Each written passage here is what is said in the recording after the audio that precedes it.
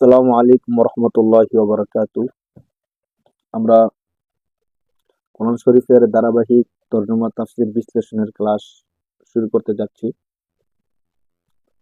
সূরাতুল বাকারার মাধ্যমে।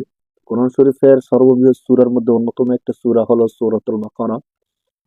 এই সূরাকে বাকারা নামে নামকরণ করার কারণ হলো বাকারা এর অর্থ হলো গাভী। যেহেতু এই সূরার মধ্যে বনী ইসরায়েলের এক ব্যক্তির হত্যাকাণ্ডের রহস্য উদ্ঘাটন করার ক্ষেত্রে গাভীর দরকার পড়ছিল। আল্লাহ পাক রব্বুল আলামিন মুসা আলাইহিস সালামকে বলছিলেন যে তুমি তোমার জাতিকে বলো তারা যেন একটা গাভীর জোগাড় করে। ওই গাভীর মাধ্যমে হত্যাকাণ্ডের রহস্য উদ্ঘাটন করা হবে। এই ঘটনা বিস্তারিত আল্লাহ পাক রব্বুল আলামিন কোরআন শরীফের মধ্যে বলছেন। আমরা সময় সুযোগ পেলে এই ঘটনাও বলবো। এই জন্য এই সূরার নামকরণ করা হয়েছে বাকারা তথা গাভী নামে। কোরআন শরীফের এই সূরাটা অত্যন্ত গুরুত্বপূর্ণ এবং ফজিলতপূর্ণ সূরা। রাসূল সাল্লাল্লাহু আলাইহি ওয়াসাল্লাম বলছেন যে সূরা বাকারা তোমরা নিয়মিত পাঠ করতে থাকো। সূরা বাকারা পাঠ করা হলো বরকতের কারণ। আর সূরা বাকারা যদি কেউ পাঠ না করে তাহলে সেটা হবে তার অনুতাপ এবং দুর্ভাগ্যের কারণ। আরো বলা হয়েছে যে এই সূরা যে ব্যক্তি পাঠ করবে তার উপর কোনো আহলে বাতিল তথা জাদুকরের পক্ষ থেকে কোনো জাদু তার উপর প্রভাব ফেলতে পারবে না। রাসূলুল্লাহ সাল্লাল্লাহু আলাইহি ওয়াসাল্লাম সূরাতুল বাকারাকে সানামুল কোরআন, জারওয়াতুল কোরআন তথা কোরআনের উৎকৃষ্ট অংশ হিসাবে রাসূল সাল্লাল্লাহু আলাইহি ওয়াসাল্লাম উদ্বুদ্ধ করেছেন যে সূরা বাকারা হলো সানামুল কোরআন, জারওয়াতুল কোরআন তথা কোরআনের উৎকৃষ্ট অংশ। ইবনে মাসউদ রাদিয়াল্লাহু তাআলা আনহু থেকে একটা হাদিস বর্ণিত আছে এই সূরার ফজিলত সম্পর্কে। ইবনে মাসউদ রাদিয়াল্লাহু তাআলা আনহু বলেন যে সূরা বাকারার মধ্যে এমন 10টি আয়াত রয়েছে, এই 10টি আয়াত যদি কোনো ব্যক্তি নিয়মিত রাতে পাঠ করে তাহলে শয়তান তার ঘরে প্রবেশ করতে পারবে না এবং সে রাতে সে সকল রকমের বালা মুসিবত, আযাব গজব, শোক রোগ, চিন্তা দুশ্চিন্তা ইত্যাদি থেকে নিরাপদে থাকবে। 10টি আয়াত কি কি? সহজ এবং প্রসিদ্ধ আয়াত। 10টি আয়াত হলো সূরা বাকারার প্রথম 4টি আয়াত এবং সূরা বাকারার মধ্যের 3টি আয়াত অর্থাৎ আয়াতুল কুরসি এবং তার পরের 2টি আয়াত। এ হলো মোট 7টি এবং সূরা বাকারার সর্বশেষ 3টি আয়াত। এ হলো মোট 10টি আয়াত। এই 10টি আয়াত যদি কেউ পাঠ করে তাহলে সে সমস্ত রকমের রোগ বালা মুসিবত আযাব গজব থেকে হেফাজতে থাকবে।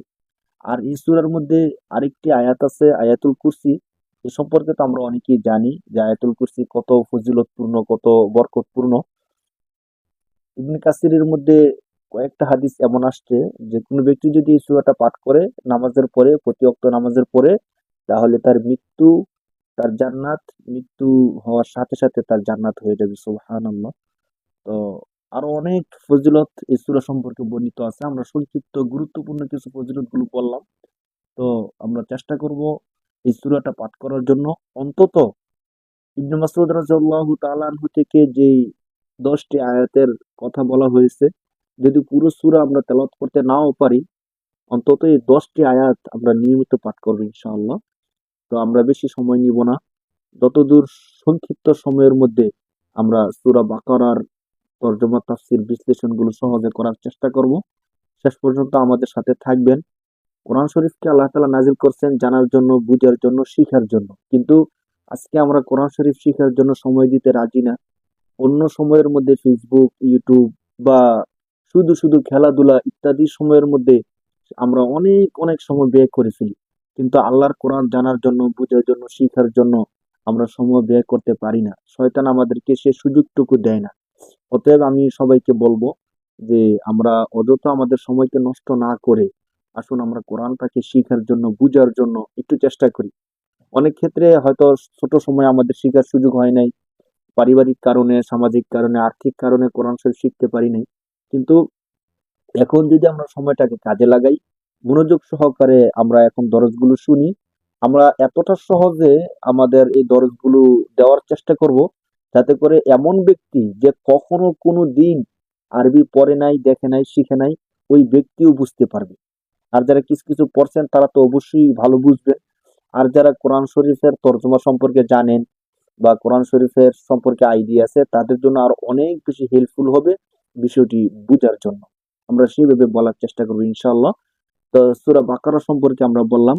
সূরা বাকারার মধ্যে, পুরো সূরার মধ্যে আল্লাহ পাক রব্বুল আলামিন 286টি আয়াত দিয়েছেন। সূরা বাকারায় 286টি আয়াত এবং 40টি রুকু আছে, আপনারা জানেন। তো সূরা বাকারা আল্লাহ পাক রব্বুল আলামিন প্রথম যে আয়াতটা নাজিল করছেন, চমৎকার এমন একটা আয়াত নাজিল করছেন, যে আয়াত সম্পর্কে পৃথিবীর শুরু থেকে নিয়ে, অর্থাৎ আয়াত নাজিল হওয়ার পর থেকে নিয়ে আজও পর্যন্ত এই আয়াতের অনুবাদ কেউ জানে না। কি চমৎকার একটা বিষয়! মানে আল্লাহ পাক রব্বুল আলামিনের রহস্য এখানে লুকিয়ে রেখেছেন। আল্লাহ পাক রব্বুল আলামিন সূরা বাকারার প্রথম আয়াত শুরু করলেন আলিফ লাম মিম, একটা আয়াত। আলিফ লাম মিম, একটা আয়াত। কিন্তু এই আয়াতের অর্থ কি, মর্ম কি, তর্জমা কি, তাফসির কি, কেউ জানে না। বিখ্যাত তাফসির জালালাইনের মধ্যে এমন যত আয়াতগুলো আছে, এই আয়াতগুলো শেষে বলে দেওয়া হয়েছে আল্লাহু আ'লামু বিমুরাদিহি, একমাত্র আল্লাহ এই আয়াতের তাফসির সম্পর্কে জানেন, তরজমা সম্পর্কে জানেন। তো সমস্ত মুফাসসির, মুজতাহিদ, উলামায়ে কেরামগণ এই বিষয়ের উপর একমত হয়েছেন যে এমন আয়াত যেগুলো আছে, এগুলোকে আরবিতে হুরুফে মুকাত্তাআত বলা হয়। এই আয়াতগুলোর তরজমা তাফসির সম্পর্কে গবেষণা করার কোনো প্রয়োজন নাই, যেহেতু আল্লাহ তাআলা আমাদেরকে জানান নাই। এমনকি স্বয়ং নবী সাল্লাল্লাহু আলাইহি সাল্লামও বলেন নাই যে আয়াতের তরজমা কি, তাফসির কি। অতএব এগুলোর পিছনে পড়া আমাদের জন্য উচিত না। আমাদের আমাদের জন্য উচিত হলো যে আল্লাহ এবং আল্লাহ রাসূল যেভাবে রেখেছেন সেভাবে রেখে দেওয়া। তবে ইবনে আব্বাস থেকে এমন একটা তরজমা বর্ণিত আছে যে আলিফ লাম মিম, আলিফ এর মাধ্যমে আল্লাহ এখানে বুঝাতে চাচ্ছেন, আলিফ এর মাধ্যমে আল্লাহ, লাম এর মানে হলো জিব্রাইল, আর মিম এর মানে হলো মুহাম্মদ।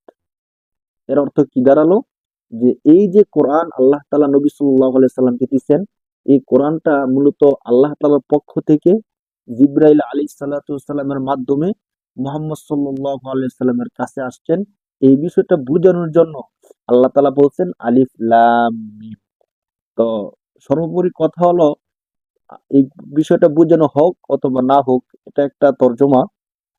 এটা কেউ আমরা মানি অথবা না মানি, এটা উপর ধর্তব্য না। অর্থাৎ এটা মানতে হবে যে আলিফ অর্থ আল্লাহ, লাম অর্থ জিব্রাইল, মিম অর্থ মোহাম্মদ, বিষয়টা এমন না। একটা তর্জমা এমন একটা বর্ণিত আছে। বাকি প্রসিদ্ধ কথা হলো এবং সর্বসম্মত কথা হলো আলিফ লাম মিম এগুলো হলো হুরুফে মুকাত্তাআত, এমন হরফ, এমন আয়াত যার কোনো অর্থ হয় না। আল্লাহ ছাড়া পৃথিবীর কেউ এর তর্জমা তাফসীর জানে না। প্রথম আয়াত। দ্বিতীয় আয়াত, আল্লাহ পাক রব্বুল আলামিন সূরা বাকারার দ্বিতীয় আয়াত চমৎকার ভাবে বর্ণনা করছেন। আয়াতটা বলার আগে আমরা একটা কথা বলি, যে পৃথিবীর মধ্যে যত কিতাব, বই রচনা করা হয়, লিখা হয়, সমস্ত বইয়ের শুরুতে লেখা হয় যে আমরা এই বইটা লিখছি, আমরা ভুলের ঊর্ধ্বে নয়, এখানে কোনো ভুল থাকতে পারে, অসংশোধিত জিনিস থাকতে পারে। যদি আপনাদের দৃষ্টিগোচর হয় কোনো ভুলের, তাহলে অবশ্যই আমাদেরকে অবগত করবেন, আমরা পরবর্তী সংস্করণে তা ঠিক করে নিব। এটা হলো দুনিয়ার কোনো মানুষ, সে যত উচ্চ পদস্থ হোক, যত শিক্ষিত হোক না কেন, সে একটা বই লেখার পরে এই কথাটা অবশ্যই বলে। কিন্তু আল্লাহ পাক রব্বুল আলামিন এমন এক সত্তা, যিনি সমস্ত ভুল ত্রুটি দোষের ঊর্ধ্বে, এই আয়াতেরই প্রমাণ। যার কারণে তিনি এই কিতাব শুরু করার শুরুতেই বলতেছেন এটা এমন একটা কিতাব, যে কিতাবের মধ্যে কোনো ভুল নেই, সন্দেহ নেই, সংশয় নেই, কোনো কিছু নেই। সমস্ত ভুল ত্রুটির ঊর্ধ্বে এই কিতাব। আল্লাহ বলতেছেন যালিকাল কিতাবু লা রাইবা ফিহ। আমরা একটু খেয়াল করি শব্দের দিকে। আল্লাহ পাক রব্বুল আলামিন দ্বিতীয় আয়াতের প্রথম শব্দ আনছেন যালিকা। যালিকা আরবিতে হলো ইসমুল ইশারা, এমন শব্দ যে শব্দের মাধ্যমে ইঙ্গিত করা হয়। যালিকা অর্থ উহা, অর্থাৎ আরবিতে ইসমে ইশারা, কিছু ইসমে ইশারা আছে, হাযা, হাযিহি, যালিকা, তিলকা। তো এখানে আল্লাহ পাক রব্বুল আলামিন যালিকা শব্দটা ব্যবহার করছেন। কিছু ইসমে ইশারা আছে দূরবর্তী জিনিসকে বোঝানোর জন্য আসে, আর কিছু ইসমে ইশারা আছে নিকটবর্তী জিনিসকে বোঝানোর জন্য আসে। হাযা, হাযিহি নিকটবর্তী জিনিসকে বোঝানোর জন্য আসে, আর যালিকা, তিলকা দূরবর্তী জিনিস বোঝানোর জন্য যালিকা, তিলকা ব্যবহার হয়। আর এখানে একটু খেয়াল করেন, যালিকা অর্থ উহা, দূরবর্তী জিনিস এর দিকে ইঙ্গিত করা হয়েছে।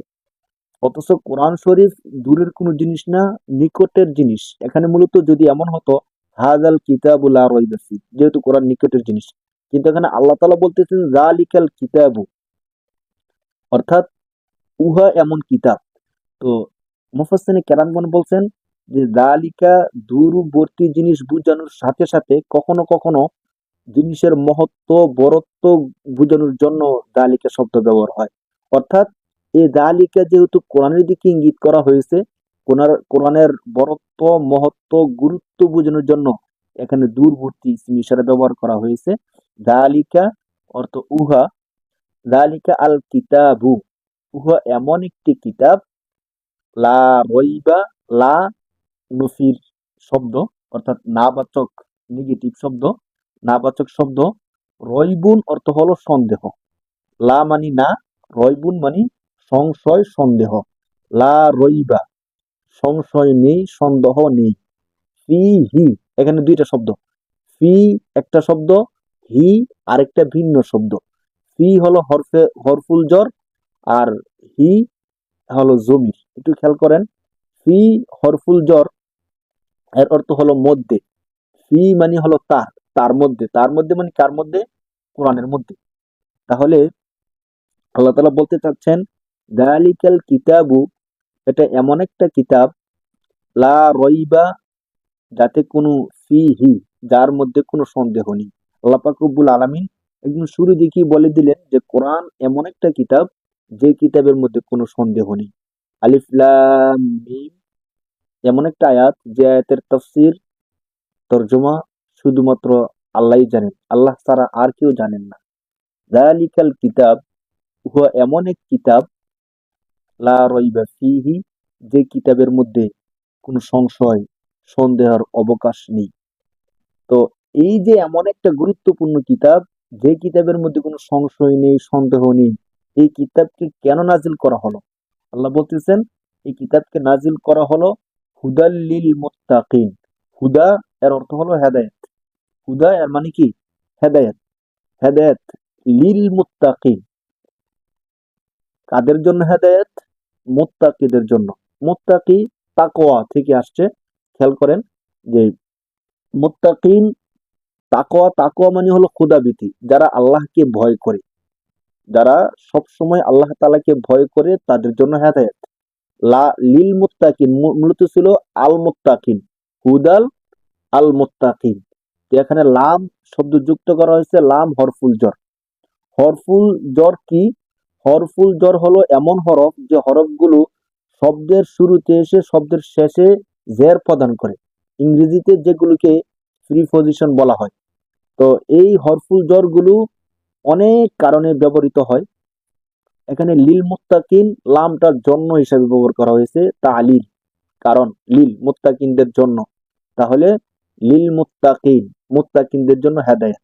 মূলত আল্লাহ পাক রব্বুল আলামিন বলতে চাচ্ছেন যে এটা এমন একটা কিতাব যে কিতাবের মধ্যে কোনো সংশয় সন্দেহের অবকাশ নেই। এই কিতাবটিকে নাজিল করা হয়েছে তাদের জন্য যারা রবকে ভয় করে। তো রবকে যারা ভয় করে তাদের জন্য নাজিল করা হয়েছে। আর যারা রবকে ভয় করে না তাদের জন্য নয় কি? কোরআন শরীফের অন্য আয়াতের মাধ্যমে আমরা জানতে পারি যে কোরআন শরীফ নাজিল করা হয়েছে সমগ্র বিশ্বের মানুষের জন্য হেদায়েত স্বরূপ, চাই সে মুমিন হোক অথবা মুমিন না হোক, সকলে হেদায়েত স্বরূপ। তো এখানে আল্লাহ তাআলা বলেন যে মুত্তাকিনদের হেদায়েত স্বরূপ। তো এখানে বিশেষ প্রকারের হেদায়েত, যে হেদায়েত মানুষকে জান্নাত পর্যন্ত নিয়ে যায়। এখানে বিশেষ এক রকমের হেদায়েত বোঝানোর উদ্দেশ্য। তো কিন্তু বাস্তবতা হলো কোরআন শরীফ সমস্ত মানব জাতির জন্য হেদায়েত স্বরূপ। আল্লাযীনা ইউমিনুনা বিল গায়বি, কোরআন শরীফের সূরা বাকারার ৩ নম্বর আয়াতে আল্লাহ পাক রব্বুল আলামিন শুরু করতে যাচ্ছেন মুত্তাকিন কারা, তাদের পরিচয় দিতে দিতে যাচ্ছেন আল্লাহ পাক রব্বুল আলামিন। প্রথমত আল্লাহ বললেন যে এই কিতাবকে নাজিল করা হয়েছে মুত্তাকিনদের হেদায়েতের জন্য। তো এরপর থেকে আল্লাহ পাক রব্বুল আলামিন শুরু করছেন যে মুত্তাকিন কারা, তাদের পরিচয়, সংক্ষিপ্ত পরিচয়টা আল্লাহ তাআলা দিবেন যে তারা তারা হলো মুত্তাকিন। তো তৃতীয় আয়াতের মাধ্যমে আল্লাহ পাক রব্বুল আলামিন মুত্তাকিদের পরিচয়টা দিতে যাচ্ছেন। এখানে আল্লাহ পাক রব্বুল আলামিন শুরুতে ইসমে মৌসুল নিয়ে আসছেন, আল্লাযীনা ইউমিনুনা বিল গায়বি। আল্লাযীনা এটা হলো ইসমে মৌসুল, আমরা ইসমে মৌসুল সম্পর্কে জানি। আরবি ব্যাকরণের পরিভাষায় ইসমে মৌসুল গুলো অনেক অনেক বেশি ব্যবহার হয়ে থাকে। তো এই সম্পর্কে আমরা কোনো একটা দরসের মধ্যে বিস্তারিত আলোচনা করব যে ইসমে মৌসুল গুলো কেন আসে, কিভাবে আসে। বাকি আল্লাহ দিনা, যারা ইউমিনুনা, ইউমিনুনা মুজারের সিগা, যারা বিশ্বাস করে, যারা বিশ্বাস করে। ইউমিনুনা মুজারের ক্ষেত্রে আমরা একটু খেয়াল করি যে ইউমিনুনা যে মুজারে আছে, এই মুজারে সাধারণত দুই কাল বোঝায়, ভবিষ্যৎ এবং বর্তমান, ফাস্ট এবং ফিউচার, এই দুইটা কাল মুজারে বোঝায়। তো শব্দের আগ পর সিয়াক সাবেক দেখে আমরা বুঝতে পারবো যে এখানে যে মুজারে শব্দটা ব্যবহার হয়েছে, এই মুজারে এখানে কি বর্তমান কাল বুঝাইছে নাকি ভবিষ্যৎ কাল বোঝানো হয়েছে। তো ইউমিনুনা যারা বিশ্বাস করে, কিসে বিশ্বাস করে? বিল গয়বি, উদ্দৃশ্যের উপর যারা বিশ্বাস করে। মুত্তাকি কারা? আল্লাহ তাআলা তার পরিচয় দিতে গিয়ে এক নম্বরে বললেন মুত্তাকি হলো তারা যারা উদ্দৃশ্যের উপর বিশ্বাস রাখে। উদ্দৃশ্য মানে কি? উদ্দৃশ্য মানে হলো আমরা চোখে যা দেখি না শুধু তা উদ্দৃশ্য তা নয়, বরং উদ্দৃশ্য হলো এমন জিনিস, যে জিনিস আমরা চোখে দেখি না, চোখে দেখা যাবে না, চোখে দেখা সম্ভব না। ধরেন কিছু উদ্দেশ্য আছে এমন, যেমন আমি এখন ঢাকা আছি, কিন্তু আমার গ্রামের বাড়িতে কি আছে না আছে আমি এখন চোখে দেখতেছি না, কিন্তু হৃদয় দিয়ে অনুভব করতেছি, কল্পনা করতে পারতেছি, যেহেতু আমি একসময় দেখছিলাম। এখন আমার থেকে উদ্দেশ্য, কিন্তু আমি যখন আবার বাড়িতে যাব তখন আমি এগুলো দেখে ফেলবো। এমন উদ্দেশ্য না, এখানে উদ্দেশ্যের বিষয় হলো এমন জিনিস, যে জিনিসগুলো আমরা চোখেও দেখি না, অন্তর দিয়ে কল্পনাও করতে পারতেছি না। যেমন এক নম্বর উদ্দেশ্য ধরতে পারেন আল্লাহ। আল্লাহ আমাদের থেকে উদ্দেশ্য, কিন্তু আমরা বিশ্বাস করি আল্লাহ বলতে একজন আছেন যিনি আমাদেরকে সৃষ্টি করছেন। তো আল্লাহ এমন এক সত্তা যাকে দেখা যায় না, দেখা সম্ভব না। জান্নাত উদ্দেশ্য, আমরা চোখে দেখি না, আমরা চোখে দেখতেও পারবো না মৃত্যুবরণ করার আগ পর্যন্ত। মৃত্যুর পরে দেখতে পারবো, এর আগে দেখার কোনো সুযোগ নেই। এমন যত বিষয় আছে এই সবগুলোকে বলা হয় গায়ব, উদ্দেশ্য। তো আল্লাহ পাক রব্বুল আলামিন বলতেছেন যে মুত্তাকি হলো তারা যারা উদ্দেশ্যের উপর বিশ্বাস রাখে। ইউমিনুনা বিল গায়বি, বিল গায়বি এখানে বা হরফুল জর, গায়বি এমন হরফুল জর কাকে বলে? এমন হরফ যে হরফগুলো শব্দের শুরুতে এসে শব্দের শেষে জের প্রদান করে। দেখেন বিল গায়বি, বাই নিচে যে জের, এই জের দিছে বা হরফুল জর, বিল গায়বি। আল্লাযীনা ইউমিনুনা বিল গায়বি, যারা উদ্দেশ্যের উপর বিশ্বাস স্থাপন করে, এক নাম্বার। দুই নাম্বার ওয়ায়ুকিমুনা সলাতা, যারা নামাজ প্রতিষ্ঠা করে। আল ইকামাতু আকামা ইউকিমু থেকে ইউকিমুনা, ওই আগের মতো মুজারে গায়েবের সিগা, জমা জমার সিগা। তো আস সলাতা, সলাত এর অর্থ হলো নামাজ, সলাত, যারা নামাজ প্রতিষ্ঠা করে। আল্লাহ পাক রব্বুল আলামিন মুত্তাকিদের দ্বিতীয় পরিচয় দিচ্ছেন যারা নামাজ প্রতিষ্ঠা করে। প্রথম পরিচয় দিচ্ছেন যারা উদ্দেশ্যের উপর বিশ্বাস স্থাপন করে, দ্বিতীয় পরিচয় দিচ্ছেন যারা নামাজ প্রতিষ্ঠা করে। এখন একটা ছোট্ট প্রশ্ন, যে আল্লাহ পাক রব্বুল আলামিন নামাজ পড়ার কথা না বলে নামাজ প্রতিষ্ঠার কথা কেন বললেন? আল্লাহ তো বলবেন যে যারা উদ্দেশ্যের উপর বিশ্বাস স্থাপন করে এবং নামাজ আদায় করে, মানে আদ্দুস সলাহ, বা নামাজ আদায় করার বিষয়টা বলবেন। আল্লাহ নামাজ আদায় করা না বলে আল্লাহ নামাজ প্রতিষ্ঠা করার কথা কেন বলছেন? আসুন আমরা নামাজ পড়া এবং প্রতিষ্ঠা করার বিষয়টা একটু বোঝার চেষ্টা করি। ধরেন নামাজ পড়া মানে হলো নামাজের সময় হলো আমি নামাজ পড়লাম, এটাই নামাজ পড়া। আর নামাজ প্রতিষ্ঠা করা বিষয়টা কি? দেখেন, সমাজের মধ্যে প্রতিষ্ঠা করার কোন একটা জিনিস যখন প্রতিষ্ঠিত হয়ে যায়, মানে প্রতিষ্ঠা এমন জিনিসকে বলা হয় যে জিনিস সমাজের মধ্যে সবাই করে এবং এটা করা ছাড়া কোনো উপায় নেই, এর নাম হলো প্রতিষ্ঠা। ইকামাতে সলা। আমাদের সমাজের মধ্যে প্রতিষ্ঠিত কি আছে? প্রতিষ্ঠিত, দেখেন আমাদের সমাজের মধ্যে সবাই পোশাক পরিধান করাটা বাধ্যতামূলক একরকম। আপনি যদি বলেন যে আমি আমার যদি মন চাই আমি পোশাক পরবো, না মন চাইলে না পরবো, আপনি এটা বলতে পারবেন না। হ্যাঁ, কারণ আমাদের সমাজের মধ্যে পোশাকটা প্রতিষ্ঠিত। কেমন? ধরেন কোনো ব্যক্তি যদি পোশাক পরিধান করে তাকে সবাই সম্মান করে, আর কেউ যদি পোশাক পরিধান না করে, উলঙ্গ হয়, তাহলে সে বাইরে বেরই হতে পারবে না। সমাজের মানুষ তাকে সিসি করবে, দৌড়াই দিবে এবং তাকে শাস্তির আওতায় নিয়ে আসবে। সবাই বলে কি হলো তুমি পোশাক কেন পরিধান করতেছো না? মানে কোনো একজন ব্যক্তি কিছু সময়ের জন্য যদি উলঙ্গ হয়ে যায় তাহলে সবাই তাকে ঘৃণা করবে এবং পোশাক পরিধান করার জন্য তাকে বাধ্য করবে, চাপ সৃষ্টি করবে যে এই সমাজের মধ্যে বসবাস করতে হলে তোমাকে অবশ্যই পোশাক পরিধান করতে হবে। কেন? কারণ আমাদের সমাজের মধ্যে পোশাকটা প্রতিষ্ঠিত, আমাদের সমাজের মধ্যে পোশাকটাকে প্রতিষ্ঠিত করা হয়েছে। ঠিক নামাজকে আল্লাহ তাআলা প্রতিষ্ঠা করার কথা বলছেন এই অর্থে। কেননা দেখেন নামাজের বিধান কি, আমাদের আহলুস সুন্নাহ ওয়াল জামাতের যেই মাযহাব গুলো আছে সমস্ত মাযহাবের ক্ষেত্রে নামাজের বিধানটা দেখেন, হানাফি মাযহাব মতে নামাজ যদি কেউ ছেড়ে দেয় তাহলে ভয়াবহ কবিরা গুনাহ হবে এবং তাকে কারাগারে বন্দি করে রাখা হবে, মারধর করা হবে এবং তাকে তওবা করতে বলা হবে। যতক্ষণ পর্যন্ত সে তওবা না করবে, নামাজ শুরু না করবে, ততক্ষণ পর্যন্ত তাকে কারাগারে বন্দি করে রাখা হবে। এখন বলেন, যদি নামাজটা সাধারণ কোনো জিনিস হতো তাহলে কি তাকে কারাগারে বন্দি করে রাখার কোনো বিষয় হতো? হতো না। দেখেন কোন ব্যক্তি উলঙ্গ থাকলে যেমন তাকে পুলিশে ধরে নিয়ে যাবে, মানুষ তাকে সমাজ থেকে বের করে দিবে, ঠিক নামাজটা এমন হওয়ার কথা ছিল যে সে যদি কোনো ব্যক্তি নামাজ না পড়লে তাকে কারাগারে বন্দি রাখবে, মানুষ তাকে শাস্তি দিবে। কিন্তু আমাদের সমাজে এমন নাই। এর মানে হলো আমাদের সমাজে নামাজটা প্রতিষ্ঠিত না। ঠিক শাফি মাযহাবের মধ্যে এমন শব্দ আছে যে নামাজ যদি কেউ ছেড়ে দেয় তাকে 3 দিন পর্যন্ত তওবা করার সুযোগ দেওয়া হবে, সে যদি তওবা না করে তাকে হত্যা করে ফেলা হবে। হাম্বলি মাযহাবের মধ্যে আছে যে কোনো ব্যক্তি যদি নামাজ ত্যাগ করে তাহলে সে কাফের হয়ে যাবে, তাকে মুরতাদ হিসাবে হত্যা করা হবে। তো বিষয়গুলো খেয়াল করেন, নামাজ পরিত্যাগ করার বিধান প্রতি মাযহাবের মধ্যে কতটা কঠিন, শরিয়ার মধ্যে কত গুরুত্বপূর্ণ। এর মানে হলো ধরেন নামাজ যদি এত গুরুত্বপূর্ণ না হতো তাহলে তো তাকে কারাগারে বন্দি করা, তাকে হত্যা করার কোনো কথা থাকতে পারে না। হ্যাঁ, মালিকি মাযহাবের মধ্যে হদ হিসাবে তাকে হত্যা করতে হবে, কুফর হিসাবে না, শাস্তি হিসাবে তাকে হত্যা করা হবে যদি নামাজ পরিত্যাগ করে।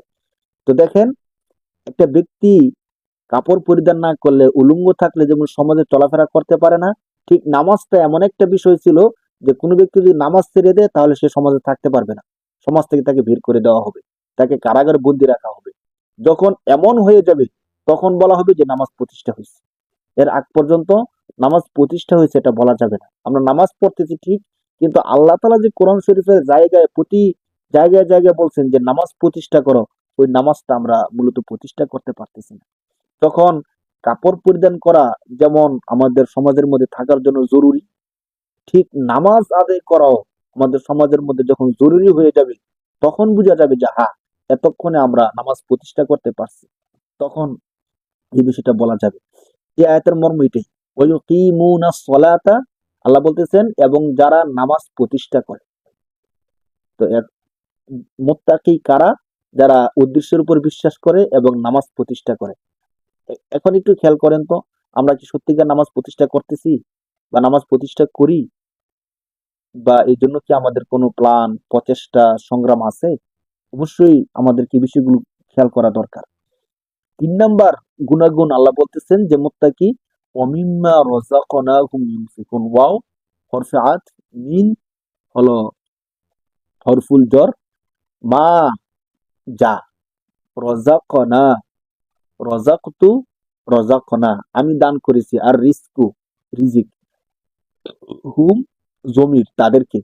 তো অমিন থেকে মা রাযাকনা আমি যা দান করেছি, হুম তাদেরকে, আমি আল্লাহ তাদেরকে যা দান করেছি তা থেকে ইউনফিকুন, আল ইনফাক আনফাকা ইউনফিকু অর্থ হলো খরচ করা, ব্যয় করা। আল্লাহ বলতেছেন ওমিম্মা রাযাকনাহুম ইউনফিকুন, এবং আমি আল্লাহ তাদেরকে যা দিয়েছি তা থেকে যারা দান করবে, ব্যয় করবে, তারা হলো মুত্তাকি। মুত্তাকিদের 3টা গুণ এই আয়াতের মধ্যে আল্লাহ তাআলা বলছেন। 1 নাম্বার গুণ হলো যারা উদ্দেশ্যের প্রতি বিশ্বাস স্থাপন করে, 2 নাম্বার গুণ হলো যারা নামাজ প্রতিষ্ঠা করে, 3 নাম্বার গুণ হলো আমি আল্লাহ তাদেরকে যা দিয়েছি সম্পদ, ওই সম্পদ থেকে যারা ব্যয় করে। 3য় নাম্বার গুণটা একটু খেয়াল করেন, আল্লাহ বলতেছেন, আল্লাহ বলতে পারতেন যে তাদের যে সম্পদ আছে এই সম্পদ থেকে যারা ব্যয় করে। আল্লাহ তাআলা এই কথা না বলে বলছেন আমি আল্লাহ তাদেরকে যে সম্পদ দিছি ওই সম্পদ থেকে তারা ব্যয় করে।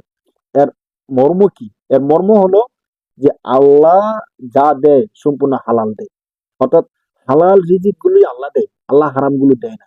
হারামগুলো আমরা নিজেরা অন্যায় করে অপরাধ করে নিয়ে আসি। তো আল্লাহ তাআলা এই জিনিসটা বুঝাতে চাচ্ছেন যে ব্যয় কেবল হালাল জিনিসের করা যায়, হারাম জিনিসের না। অর্থাৎ মুত্তাকি ওই ব্যক্তি যে হালাল সম্পদ থেকে দান করে, হালাল সম্পদ থেকে ব্যয় করে। আমাদের সমাজের মধ্যে অনেক বড় বড় দানবীর দেখবেন মাহফিলের মধ্যে, বিভিন্ন অনুষ্ঠানের মধ্যে লক্ষ লক্ষ টাকা দান করে। 5 লক্ষ টাকা দান করলাম, একটা মাদ্রাসা করে দিলাম, একটা মসজিদ করে দিলাম, আর মানুষ তাকে বাহবা দেয়, বাহ সে 5 লক্ষ টাকা দান করছে, 1 কোটি টাকা দান করছে। তো সে যখন দান করে সে চিন্তা করে যে এই বছর তো আমি যে ব্যাংক লোন নিছি বা আমার সুদি টাকার মধ্যে 20 লাখ টাকার সুদে পাইছি, তো 10 লাখ টাকা মসজিদে দিয়ে দিলাম। হ্যাঁ, তার কাছে তার গায়ে লাগানি টাকাটা দান করতে। তো এই যে 10 লক্ষ টাকা দান করলো সুদের টাকা থেকে, ঘুষের টাকা থেকে, বা কারো জবরদখল থেকে, এই যে দানটা করলো, এই দানটা আমার কাছে গ্রহণযোগ্য না। এই আয়াত এটা প্রমাণ।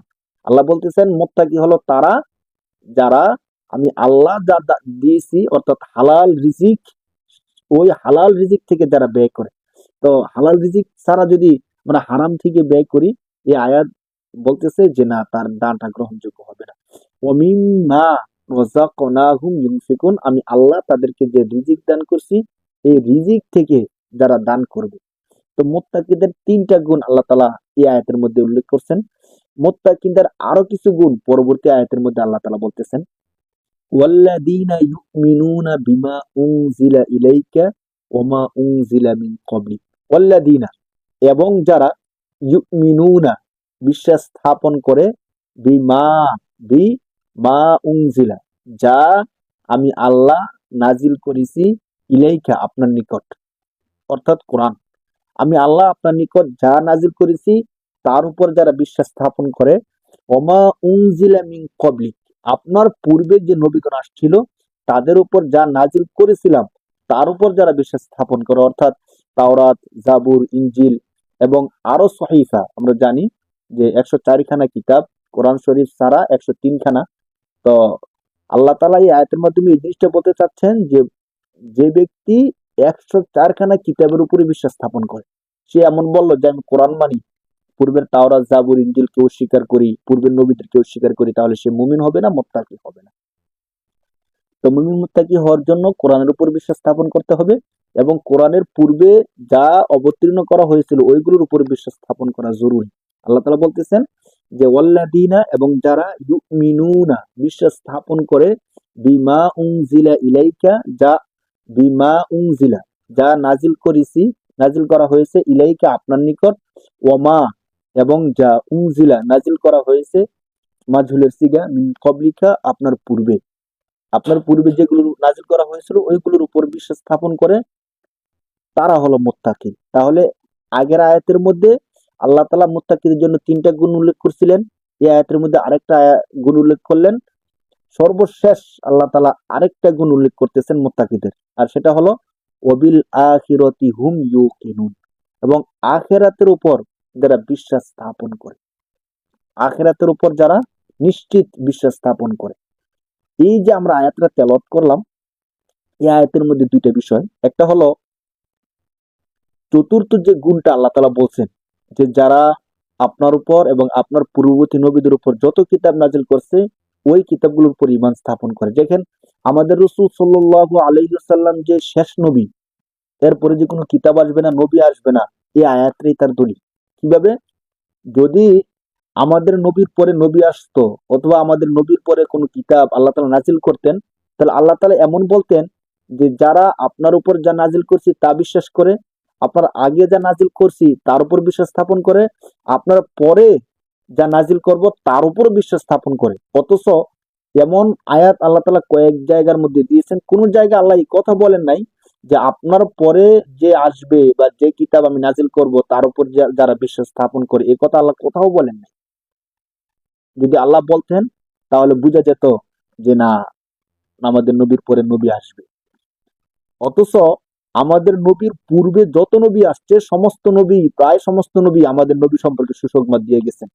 স্বয়ং ঈসা আলাইহিস সালাতু ওয়াস সালাম যে কথা বলছেন কোরআন শরীফের মধ্যে স্পষ্ট আসছে যে আমি তোমাদের নিকট আসছি তোমাদেরকে সুসংবাদ দেওয়ার জন্য এমন একজন ব্যক্তির, ইসমুহু আহমদ, যে ব্যক্তির নাম হবে আহমদ, তিনি আসবেন, তিনি তোমাদেরকে সৎ পথ প্রদর্শন করবেন। তো আমাদের নবীর পরে যদি নবী আসতো, তিনিও এভাবে বলে যেতেন যে আমি আসছি তোমাদেরকে আমার পরে যে নবী আসবে তার সুসংবাদ দেওয়ার জন্য। আমাদের নবী এমন কথা বলেন নাই। কোরআন শরীফের যে আয়াত, এই আয়াতগুলো বিশ্লেষণ করলে দেখা যায় এমন কোনো কিছু নাই। যারা এমন মনে করবে, বিশ্বাস করবে ছায়া নবী, জিল্লি নবী, যে কোনো ভাবে আমাদের নবীর পরে নবী হতে পারে, হবে, হ্যাঁ, তাহলে তার ইমান থাকবে না। কোরআন শরীফের আয়াত তার প্রমাণ। আল্লাহ তাআলা স্পষ্ট বলছেন, যারা আপনার উপর নাজিলকৃত এবং আপনার পূর্বে যারা নবী ছিল তাদের উপর নাজিলকৃত কিতাবের উপর বিশ্বাস করবে তারা মুমিন। কিন্তু আপনার পরে কোন নবী আসবে, কিতাব আসবে, এমন কথা যারা বিশ্বাস করবে তারা মুত্তাকিও হবে না, মুমিন হবে না। সর্বশেষ, ওয়াবিল আখিরাতি, আখিরাত পরকাল, পরকালের উপর বা হরফুল জ্বর আখিরাত পরকাল, হুম তারা ইউকিনুন বিশ্বাস স্থাপন করে।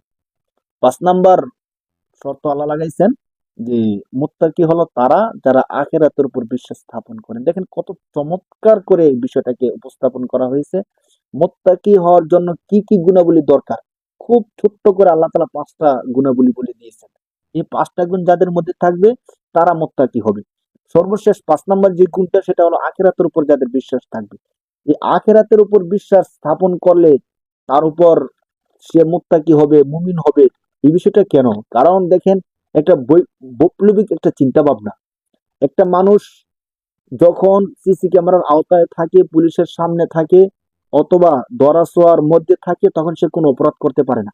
স্বাভাবিকভাবে অপরাধ করে না। মানুষ দেখে ফেলবে, মানুষ জেনে ফেলবে, একটা আত্মমর্যাদা, একটা ভয় আছে। কিন্তু যখন তার সামনে সুযোগ চলে আসে, এখন কেউ দেখবে না, সিসি ক্যামেরা নাই অথবা পুলিশ নাই, তখন কিন্তু দেদারসে অপরাধ করতে থাকে। তাকে থামায় কে তখন? কিন্তু মুমিন একটা ব্যক্তি তখন হবে যখন কোনো কিছু নাই, সে চাইলে অপরাধ করতে পারে। এখন তার সুযোগ আছে, সে জিনা করতে পারবে, সুযোগ আছে সুদ খেতে পারবে, সুযোগ আছে একটা মানুষকে অন্যায়ভাবে হত্যা করে ফেলতে পারবে, জমি জবরদখল করতে পারবে। এই শত সুযোগ থাকা সত্ত্বেও যখন তার মনে আসবে যে না, কেউ না যেন, আল্লাহ জানতেছেন, আখেরাতে হাসরের দিন আল্লাহর সামনে দাঁড়াতে হবে, এই বিষয়ের বিশ্বাস যখন তার মধ্যে চলে আসে, তখন সে অপরাধ থেকে অটোমেটিকলি সে বিরত হয়ে যায়। দেখেন, লক্ষ লক্ষ মানুষের জমায়েত একসাথে নামাজ পড়তেছে, একসাথে চলাফেরা করতেছে, কোনো অপরাধের মধ্যে জড়িত হচ্ছে না কেন? কার ভয়ে? আল্লাহ তাআলার ভয়ে। তো আখিরাতের ভয়টা, আখিরাতের বিশ্বাসটা একটা বৈপ্লবিক বিশ্বাস, যে বিশ্বাস মানুষকে সমস্ত রকমের অপরাধ থেকে বিরত রাখতে বাধ্য করে। এই বিশ্বাস ছাড়া অন্য কোনো জিনিসের মাধ্যমে আপনি একটা মানুষকে সমস্ত অপরাধ থেকে বিরত রাখতে পারবেন না। কারণ মানুষ জন্মগতভাবেই সে অপরাধ করতে চায়, অপরাধ প্রবণ। তো এই অপরাধ প্রবণতা কমানোর জন্য আখিরাতের বিশ্বাসের থেকে বড় কোনো সমাধান আর কোনো কিছু হতে পারে না। আল্লাহ পাক রব্বুল আলামিন 5টা গুণাবলী বলছেন। 1 নাম্বার গুণ হলো যে ব্যক্তি উদ্দেশ্যের উপর বিশ্বাস স্থাপন করবে। 2 নাম্বার, যে ব্যক্তি নামাজ প্রতিষ্ঠা করবে। 3 নাম্বার, আল্লাহর দেওয়া হালাল রিজিক থেকে যারা দান সৎকা করবে। 4 নাম্বার, যারা আল্লাহর নবীর উপর নাজিলকৃত কোরআন এবং পূর্ববর্তী নবীদের উপর নাজিলকৃত কিতাব এর উপর বিশ্বাস স্থাপন করবে। 5 নাম্বার, যারা আখিরাতের উপর বিশ্বাস স্থাপন করবেন। দেখেন একটা বিষয়, যে এখানে তো আরো অনেক ইবাদতের কথা বাকি রয়ে গেছে। হজের কথা বলা হয় নাই, এরপরে আপনার রমজান মাসের রোজার কথা বলা হয় নাই। তো এই বিষয়গুলো কিভাবে এখানে এড করা হবে? এগুলো বাদে কিভাবে একটা মানুষ মুত্তাকি হয়ে যেতে পারে? এখানে আল্লাহ তাআলা 2টা কথা বলছেন। একটা হলো যারা নামাজ প্রতিষ্ঠা করবে এবং আল্লাহর দেওয়া রিজিক থেকে দান করবে। দেখেন, আমরা যতগুলো ইবাদত করি, সমস্ত ইবাদত গুলো হয়তো আমরা সম্পদের মাধ্যমে করি, নয়তো পরিশ্রমের মাধ্যমে করি। আমাদের যখন হজ করি, এখানে আমাদের পরিশ্রম হয়, সম্পদ ব্যয় হয়। যখন আমরা রোজা রাখি, তখন আমাদের পরিশ্রম হয়। তো আল্লাহ পাক রব্বুল আলামিন নামাজ প্রতিষ্ঠার মাধ্যমে পরিশ্রমের যত ইবাদত গুলো আছে, সমস্ত ইবাদত গুলো এখানে নিয়ে আসছে। আর দান করার মাধ্যমে মালি যত ইবাদত আছে, সমস্ত ইবাদত এখানে বুঝিয়ে দিচ্ছেন। আরো বিষয় হলো, যে ব্যক্তি উদ্দেশ্যের উপর ঈমান রাখবে, অর্থাৎ সে আল্লাহকে বিশ্বাস করবে। আর যে আল্লাহকে বিশ্বাস করবে, সে অবশ্যই আল্লাহর নবীকে বিশ্বাস করবে। আর আল্লাহর নবীকে যে বিশ্বাস করবে, আল্লাহ এবং আল্লাহর নবীর সমস্ত বিধিবিধান সে অবশ্যই মানবে। অতএব সে মুত্তাকি হয়ে যাবে। কোনো ব্যক্তি যদি মুত্তাকি হতে চায়, তাহলে তাকে অবশ্যই এই 5টা জিনিসের উপর ঈমান, বিশ্বাস স্থাপন করতে হবে, 5টা জিনিসকে মেনে নিতে হবে। এখানে আল্লাহ পাক রব্বুল আলামিন আল্লাযীনা ইউমিনুনা বলছেন, তারা মুমিন। কারা মুমিন? যাদের মধ্যে এই গুণগুলো আছে। তাহলে একটা মুমিন আর মুসলমান এর মধ্যে পার্থক্যটা কি? তাহলে কি আমরা বলতে পারি যে একটা ব্যক্তি শুধু মুমিন হলেই চলবে, মুসলমান হতে হবে না? অথবা কোন একজন ব্যক্তি মুসলমান হলো, মুমিন হলো না, বিষয়টা কি? আসলে আমরা একটু বোঝার চেষ্টা করি। মুমিন, ইমান এর সম্পর্ক হলো অন্তরের সাথে, আর মুসলিম আর ইসলাম এর সম্পর্ক হলো শরীরের সাথে, বাহ্যিক অঙ্গ প্রত্যঙ্গ আনুগত্যের সাথে। কোন ব্যক্তি যখন পূর্ণাঙ্গভাবে অন্য একজনের আনুগত্য করে তখন তাকে বলা হয় মুসলিম। আর কোন একটা ব্যক্তি যখন পূর্ণাঙ্গ রূপে একটা জিনিসকে বিশ্বাস করে তখন তাকে বলা হয় মুমিন। তো একটা ব্যক্তি শুধু বিশ্বাস করলো কিন্তু আনুগত্য করলো না, তাহলে সে মুত্তাকি হতে পারবে না। আবার কোন একটা ব্যক্তি পূর্ণাঙ্গ রূপে আনুগত্য করলো কিন্তু বিশ্বাস করলো না, সেও মুত্তাকি হতে পারবে না। এই জন্য আল্লাহ পাক রব্বুল আলামিন হুদাল্লিল মুত্তাকিন শব্দ নিয়ে আসছেন। মুমিন এবং মুসলিম দুইটা ওতপ্রোতভাবে জড়িত যখন হবে তখন গিয়ে সে পূর্ণাঙ্গ মুত্তাকি হতে পারবে। এমন বিশ্বাস, যে বিশ্বাস মানুষকে আনুগত্য পর্যন্ত নিয়ে যায়। আবার এমন আনুগত্য, যে আনুগত্য বিশ্বাস পর্যন্ত নিয়ে যায়। বিশ্বাস ছাড়া আনুগত্য মুনাফিকের মতো, অর্থাৎ আমি তার আনুগত্য করতেছি কিন্তু আমি তাকে বিশ্বাস করি না, মনে একটা উপরে আরেকটা, এটা মুনাফিক। আর মুনাফিক কাফের থেকেও আরো বেশি অদম। আল্লাহ তাআলা কোরআন শরীফের মধ্যে বলছেন যে ইন্নাল মুনাফিকিনা ফিদ দারকিল আসফালি মিনান নার, মুনাফিকরা একবারে জাহান্নামের সবচেয়ে নিকৃষ্ট নিম্নমানের স্থানে থাকবে, কাফেরদের থেকেও আরো নিচে। তাহলে কোন একজন যদি বিশ্বাস করে কিন্তু আনুগত্য করে না, অথবা আনুগত্য করে কিন্তু বিশ্বাস করে না, সে যেন একজন মুনাফিক। আমাদেরকে কি করতে হবে মুত্তাকি হতে হলে? মুত্তাকি হতে হলে 100% বিশ্বাসের সাথে সাথে 100% আনুগত্য আনুগত্য লাগবে। অর্থাৎ ওই যে কথাটা বললাম যে এমন বিশ্বাস, যে বিশ্বাস আমাদেরকে আনুগত্য পর্যন্ত নিয়ে যায়।